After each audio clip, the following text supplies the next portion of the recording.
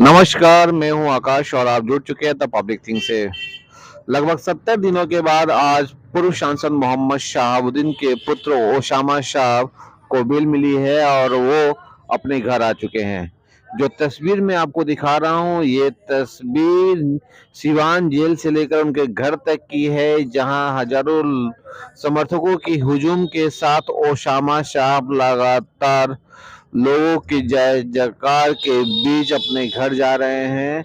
कुछ देर तक वो गाड़ी में रहे, लेकिन लोगों की भीड़ और डिमांड को देखते हुए वो गाड़ी से बाहर आ गए और फिर पैदल मार्च ही करना शुरू कर दिया और फिर अपने घर तक पहुंचे पैदल ही।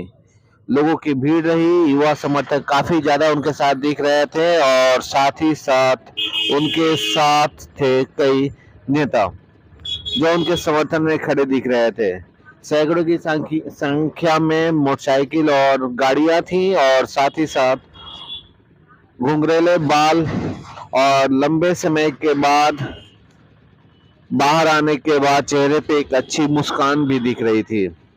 ओसामा साहब के बाहर आने के बाद राजनीति क्या होगी और कैसे नया राजनीति शुरू होगी, ये भी एक बड़ा सवाल है और इस पे लोगों की नजर बनी रहेगी। फिलहाल 2024 में लोकसभा चुनाव है और उस चुनाव को लेकर क्या हो रहे हैं, क्या कार्यक्रम है और कैसे रणनीति होगी, इस पे भी सवाल खड़ा होगा।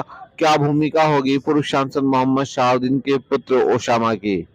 फिलहाल जेल के आने के बाद हजारों की संख्या में उनके सिवान महिला थाना के घर के सामने वाले घर पे हजारों लोगों की भीड़ जमी हुई है। युवा समर्थक ज्यादा दिख रहे हैं और सभी लोग उनका बाहर आने पर अभिवादन कर रहे हैं। तो ये पूरी तस्वीर आप देख रहे हैं, जो तस्वीर हमारे इनसाइड चल रही है, ये उनके घर तक की सीधी तस्वीर है और ये देख रहे हैं कि यहाँ पे हुजूम लगी हुई है लोगों की, उनके समर्थकों की। फिलहाल राजनीतिक परिवेश बदलने वाले हैं।